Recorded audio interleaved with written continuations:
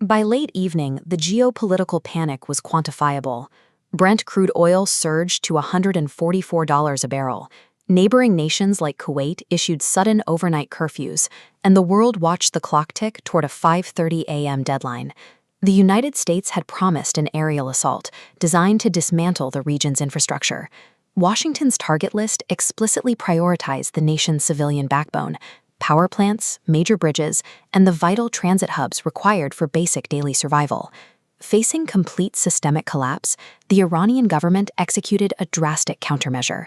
Nearly 14 million citizens left their homes, flooding the streets to form massive human chains directly around those power plants and bridges. If the incoming bombers released their payloads, they would no longer be destroying isolated steel and concrete. They would be incinerating millions of civilians in a single night.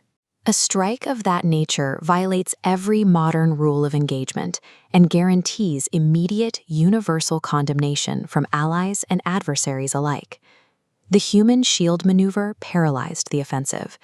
At 5:15 a.m., exactly 15 minutes before the deadline, the missiles stayed in their silos, and the conflict immediately shifted to the negotiating table. Instead of sirens, the morning brought a sudden announcement of a 2-week ceasefire. The immediate threat of a regional war evaporated before sunrise. The United States didn't fire a single weapon. Iran offered zero concessions of surrender. Yet both nations woke up claiming total victory over the other. The evidence of who actually forced the other's hand sits entirely within the text of this document, the 10-point ceasefire agreement. Stripping away the press conferences and looking directly at the clauses reveals a backroom chess match where the actual demands look very different from the public narrative. Looking at the sheer scale of this oil tanker, you see the lifeblood of the global economy. Clause 1 of the agreement explicitly ensures that the Strait of Hormuz, the waterway where a massive percentage of the world's oil transits, remains open. The U.S. administration paraded this single line item as an unmitigated win, framing it as America forcing Iran to keep global trade flowing. But scanning further down the document exposes the price of that open waterway. Iran mandated the complete removal of all primary and secondary economic sanctions. They also demanded direct financial compensation for the economic damages sustained leading up to the standoff. The stipulations push even further. The document requires the total withdrawal of American military forces from the Gulf nations, and most critically, it protects Iran's right to continue operating their nuclear facilities completely uninterrupted. The adversary dictated the removal of enemy troops, the erasure of global sanctions, and the protection of their nuclear ambitions. On paper, the nation that was supposedly moments away from destruction managed to force the world's largest military into a deeply submissive posture. A deal this heavily skewed doesn't materialize without intense external pressure. The official story credited this man, Pakistan's Prime Minister Shehbaz Sharif, as the neutral peacemaker who managed to cool off Washington and Tehran. Sharif publicly posted a diplomatic plea online, asking the U.S. to offer a 2-week extension and requesting Iran temporarily open the strait as a gesture of goodwill. The facade collapsed almost instantly. The initial post contained a glaring error left in by whoever copy-pasted it. Right at the top it read, "Draft message for Pakistan PM." Sharif's account was openly broadcasting a script fed directly to him by American handlers. If the U.S. was controlling the optics, someone else was controlling the terms.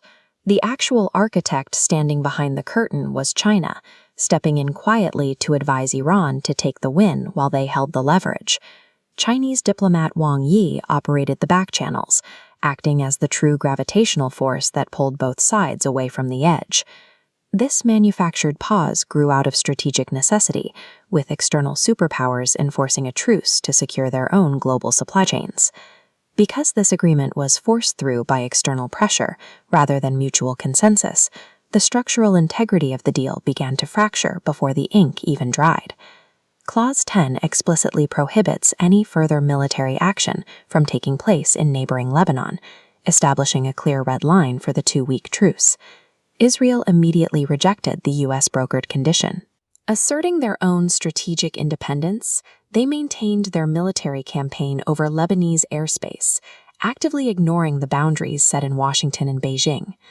An international treaty carries zero geopolitical weight if a primary proxy force on the ground explicitly refuses to honor its terms from day one. This visual represents the core of the conflict, the uranium enrichment centrifuges, and they are the subject of the agreement's most dangerous flaw, a direct error in translation. When the original demands were drafted in Urdu and translated into English for the U.S. delegation, the wording around the nuclear material fractured into two distinct realities. The Iranian leadership reads the text as a guarantee that they get to keep enriching their uranium. The American leadership reads the exact same clause as a guarantee that the U.S. now takes control of it. Both superpowers walked away from the table entirely convinced they had secured absolute authority over the single most explosive issue in the region. By mobilizing millions and drafting an aggressive list of demands, Iran clearly won the diplomatic battle of the night. But the resulting agreement functions as a 2-week timer, a fragile delay ticking toward the moment these contradictory interpretations inevitably collide.